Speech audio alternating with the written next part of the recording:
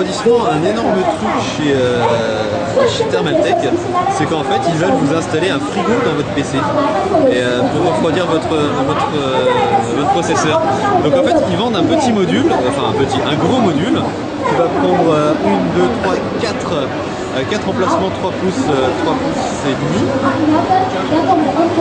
qui va en fait posséder un compresseur, un système de tube dans lequel il m'a dit que normalement c'était de l'air qui passait. Alors attendez, je vais essayer de vous le choper correctement. Voilà, on le voit ici, donc là il y a le compresseur, ensuite il y a ce gros tube qui va sortir et qui va arriver hop sur le processeur. Donc c'est assez gros comme système, assez imposant. Selon eux, ça permet de gagner 20 degrés par rapport à un système de refroidissement classique par trou, parce que je pense que c'est l'eau qui se balade dans les tuyaux et non pas de l'air comme il le dit. Et puis voilà. Et ça permet de gagner environ 60 degrés par rapport à un système de refroidissement par air. Donc là on voit les spécifications techniques. Ce qui est aussi intéressant, c'est qu'il est alimenté directement sur l'alimentation avec un connecteur 4 points qu'on peut mettre sur la carte mère et qui ne consomme que 50 watts. Donc ça c'est pas mal. Et il possède quand même un ventilateur histoire de refroidir l'ensemble des tubes du compresseur.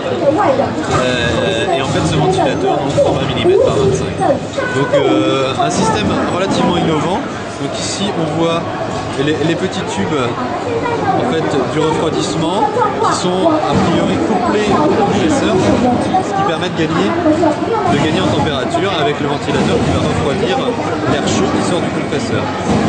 Le même principe que votre réfrigérateur, c'est-à-dire que le froid est fait et en contrepartie il y a du chaud qui doit être dissipé par un radiateur, donc radiateur qui est à l'arrière de votre réfrigérateur habituellement. Bah là le radiateur, on le voit en fait, ce sont ces petits tubes qui sont par derrière la façade et au travers duquel va souffler le ventilateur. Et ici donc un deuxième système de refroidissement à base de compresseur. Cette fois-ci, donc le précédent était vendu tout seul. Ici, le boîtier est vendu avec le système directement intégré. Et vous allez voir, là, l'intégration, elle est nettement plus intéressante au sens où on a le compresseur ici qui est posé directement sur le boîtier. Alors, ce que je n'ai pas dit tout à l'heure, c'est que il y avait quand même beaucoup de vibrations au niveau du boîtier. Alors, je ne sais pas si elle venait du compresseur ou d'autre chose. A priori, ça reste quand même un souci. Voilà le système de tube qui va refroidir le CPU et en fait par là-bas le petit tube qui se continue et qui va permettre de refroidir les tuyaux qui ont besoin d'être refroidis pour le compresseur. Donc le système cette fois-ci est nettement mieux intégré, donc vendu avec le système et avec l'alimentation qui va avec. Donc c'est le Xpressar. Premier système de ce type là, en tout cas vendu pour le marché. Je ne sais pas si on pouvait s'y attendre, mais en tout cas ça m'étonne pas que ce soit de la part de Thermaltake.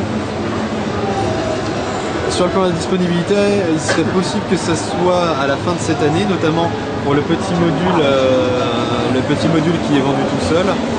Niveau du prix, ils sont incapables de me dire combien ça sera vendu. A priori, il reste encore quelques petits soucis à régler.